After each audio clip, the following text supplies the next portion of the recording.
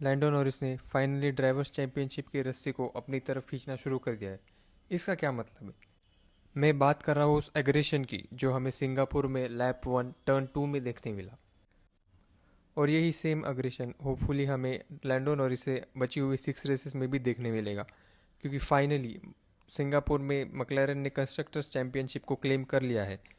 So now it's everything to fight for in the 2025 world drivers championship. हमें यही same type का aggression Oscar Piastri से पिछले साल ही मोन्जा में देखने मिला था, जहां पर उन्होंने लैंडो नॉरिस को टर्न 3 में ओवरटेक किया था राउंड द आउटसाइड, जो कि एक बहुत ही ब्रिलियंट मूव था, even though Oscar Piastri wasn't necessarily in the championship fight. और यही अग्रेशन एक ड्राइवर को डिफाइन करता है, स्पेशली एक वर्ल्ड चैंपियन को डिफाइन करता है, और उसका बेस्ट एग्जाम्पल मैक्स वर्स्टैपन है। इस साल वर्स्टैपन के एग्रेशन के बेस्ट एग्जाम्पल्स है Imola GP and the Dutch GP. अगर हम मकलैरन का 2025 सीज़न देखें तो इसमें कोई डाउट नहीं है कि मकलैरन ही स्टार्टिंग से डोमिनेंट टीम बनी रही है, और उसी वजह से उन्होंने 6 रेसेस बचते हुए भी कंस्ट्रक्टर्स टाइटल को क्लेम कर लिया है। और सिंगापुर में जो भी कुछ हुआ उसके बाद मुझे पूरा भरोसा है कि ऑस्कर पियास्ट्री भी कोई लीनियंसी बिल्कुल नहीं दिखाएंगे। तो आखिर सिंगापुर में ऐसा हुआ क्या? पियास्ट्री ने 3rd प्लेस से स्टार्ट किया और जस्ट उनके पीछे ही 5th प्लेस पर लैंडो नॉरिस थे। लेकिन ध्यान देने की बात यह है कि ये दोनों ही प्लेसेस रेसिंग लाइन पर आती है, जहाँ पर यूजुअली आपको ज़्यादा ग्रिप मिलती है compare to even number positions जैसे 2, 4, 6 एक्सेट्रा।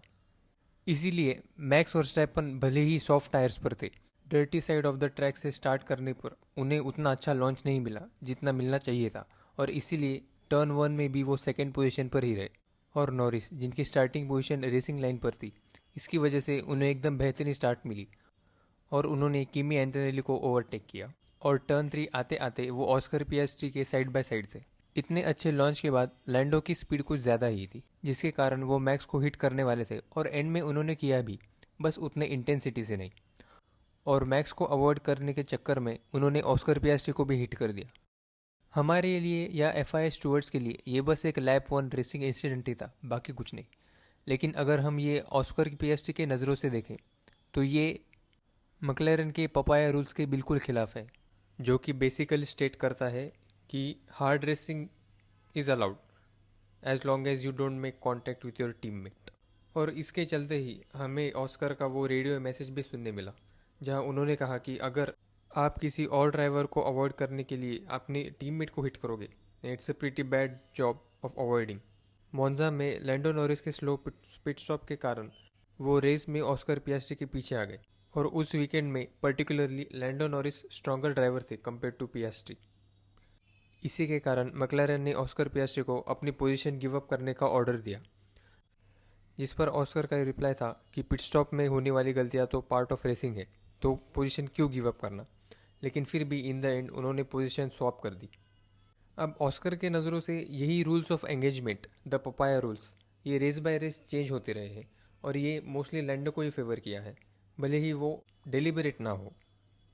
ऐसा ही कुछ सिल्वरस्टोन में भी हुआ था, जहां पर ऑस्कर को FIA ने 10 सेकंड पेनल्टी दी थी, और उस दौरान हमें ऑस्कर से रेडियो पर ये सुनने भी मिला कि अगर आप सही में सोचते हो कि ये पेनल्टी अनफेयर है तो उन्हें आगे जाने दिया जाए। लेकिन in the end Lando Norris ने वो race Jeet Lee.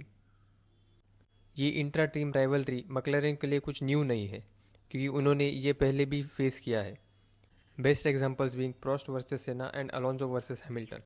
So this championship battle is definitely heating up in the best way possible. अभी भी 6 रेसेस और 2 स्प्रिंट्स बची है। पियास्ट्री की लीड नॉरिस से 22 पॉइंट्स की है और वर्स्टैपन से 62 पॉइंट्स की। तो अब देखने की बात यह है कि क्या ऑस्कर ये लीड को बरकरार रखते हुए ड्राइवर्स चैंपियन बन जाते हैं, या फिर intra team rivalry out of control होकर मैक्स वर्स्टैपन इस टाइटल को जीत लेते हैं।